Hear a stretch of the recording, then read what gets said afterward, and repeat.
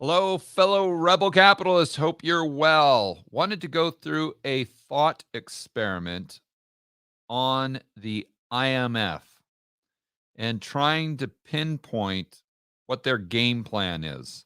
Now, we can only speculate because this isn't in writing. We just have to connect some dots and come up with a hypothesis. And then there are no certainties, only probabilities. But I think we need to consider all options. And when I'm thinking about the world today and the insanity that we're all seeing, kind of all roads lead to the World Economic Forum and the IMF, in my opinion. So let's go through this, and hopefully, I can give you some food for thought for this evening. I want to start by going over this this kind of flow chart here, or this diagram that I've been using on a lot of the live presentations that I've done over the past couple months. And I actually used this on a whiteboard video that I explained the other day. And it's kind of the vision of today's Marxist slash central planner. Now, if you guys have read anything from the World Economic Forum, Klaus, the IMF, they are central planners. And I would argue they're Marxists. They're just not admitting to it.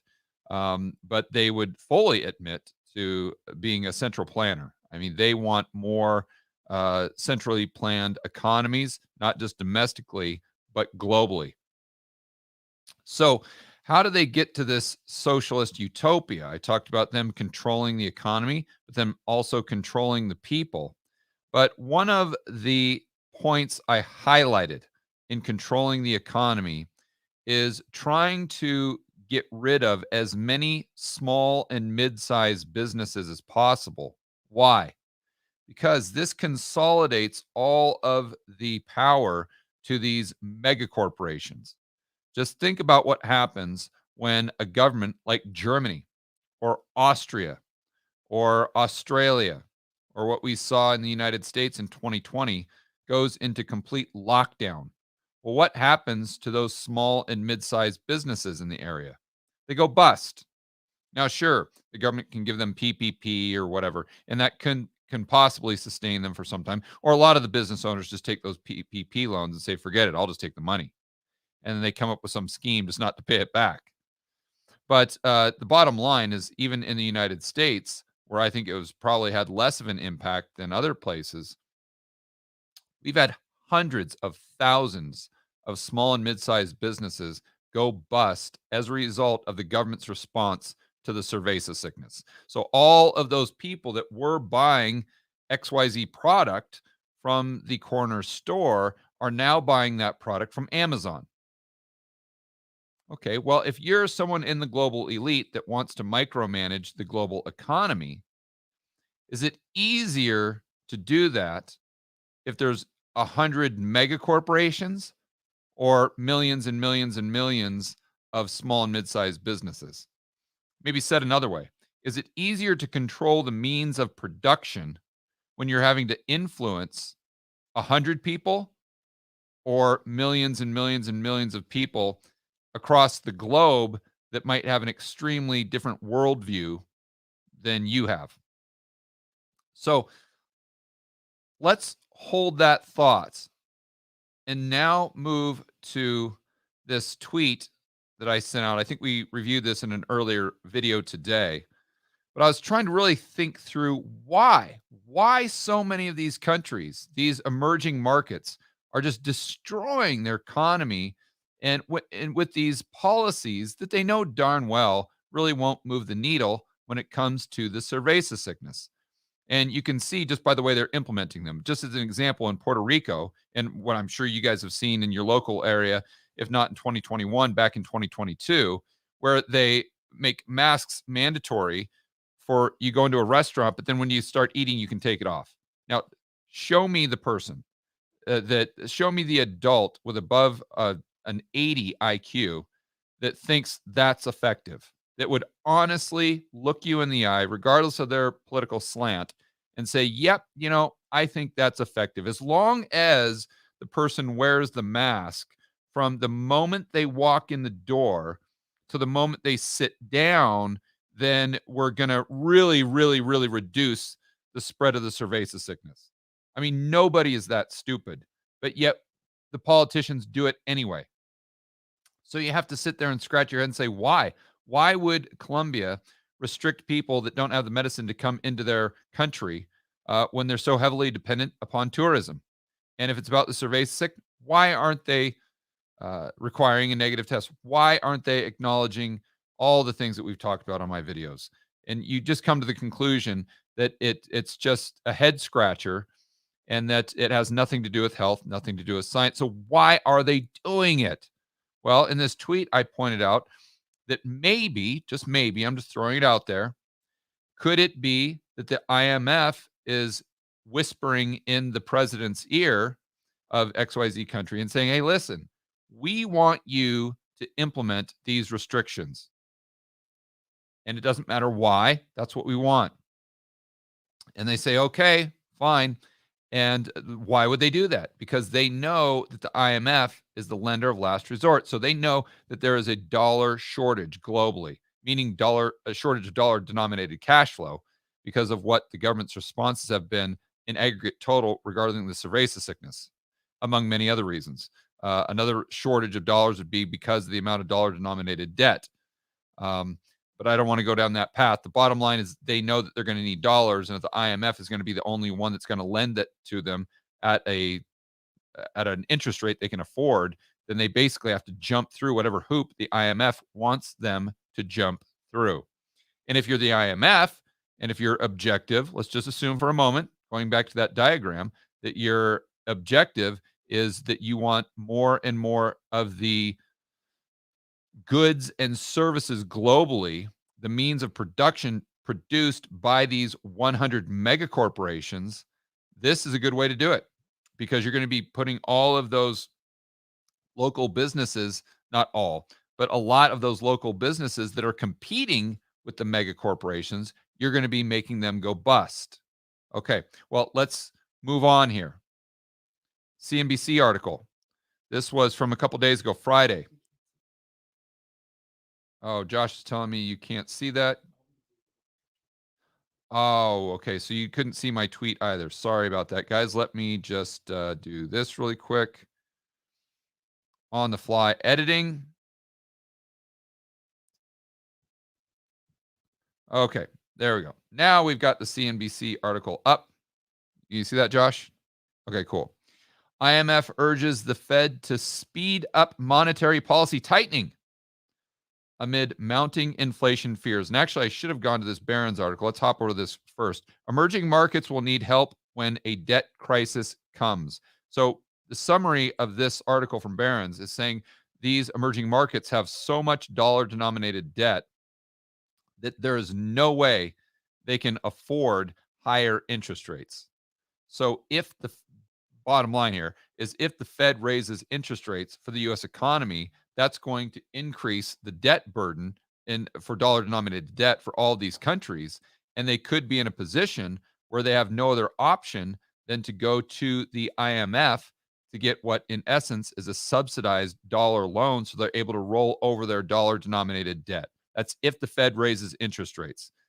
So again, just to keep it real simple, Fed raises interest rates and the emerging markets have no other choice but to go to the IMF. Starting to connect the dots here, guys. So if you're the IMF, let's go back to the CNBC article. You're saying, hey, Fed, let's speed up monetary tightening. Now, this could be coincidence, but it doesn't matter, the motivation, because the net result is still the same. And that is if Fed increases monetary policy tightening, that means that the emerging markets struggle more. That means that there's more defaults, or that means that more likely that those emerging markets have to go to the IMF with cap in hand saying, IMF, we will do whatever you want us to do. Just please, please, please, they're on their hands and knees. Just give us that dollar loan that we need so our entire economy doesn't implode. So then the IMF is now in a position of massive power, huge amounts of leverage, where they can say, okay, XYZ country, we'll give you the loan that you need. Really sorry about those interest rates with the Fed. That was a real bummer, wasn't it? We'll give you the loan that you need, but you have to do this. You have to lock down for another year. You have to set up quarantine camps, just like Australia. You have to force every single one of your citizens to take the medicine, including kids down to the age of 5 years old. Whatever they come up with, that politician or that president will be in a very difficult position where there's no good options there. And the devastation that may occur by not getting that loan from the IMF could exceed the devastation that is produced by the IMF's policies. Then what does this do? This gives the IMF far more power, far more control, and then it puts the country in even worse place if in the future their dollar cash flow position does not improve, therefore they can't pay back the loan. Well, let's not forget about that. And in just to get the loan, they're having to destroy their economy. So it really becomes a self-fulfilling prophecy. So the IMF is putting them in putting themselves in this position where they're masters of the universe, right? While at the same time, if I'm right, and this is how they're trying to achieve their objectives by that diagram that we went through, all of the means of production going to those 100 mega corporations. This is me just trying to do my best to connect the dots and make sense of the world around me and these insane policies that we are seeing from global governments. Is this what's really happening? I have no idea. I have no clue. Obviously, the IMF isn't going to admit to doing this, but whether or not this is their intention, I don't know that that's of utmost importance. Because even if their intentions are good, the net result is still going to be what I'm talking about if these uh, if this timeline comes to fruition. And even if all of the people at the IMF are morally and ethically are as pure as the driven snow right now, in the future, if this plays out, the IMF is going to have far more power and control than they already do, which is going to attract someone to run the IMF that I can assure you will have ethics and morals that are not as pure as the driven snow. That's the problem with consolidated power, or one of the many problems with consolidated power, is that even if you like the person in charge right now, eventually you're going to get someone in charge that is a psychopath, that is a sociopath.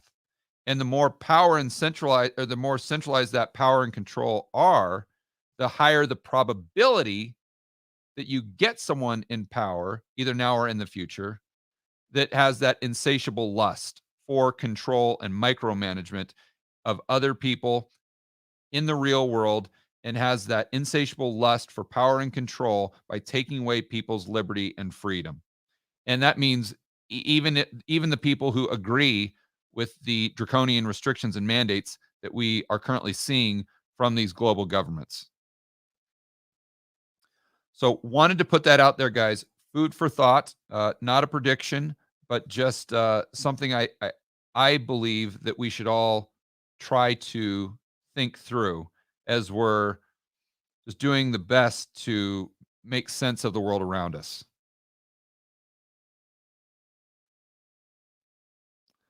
All right, guys, enjoy the rest of your afternoon or evening. Make sure that you're always standing up for freedom, liberty, and free market capitalism. And we'll see you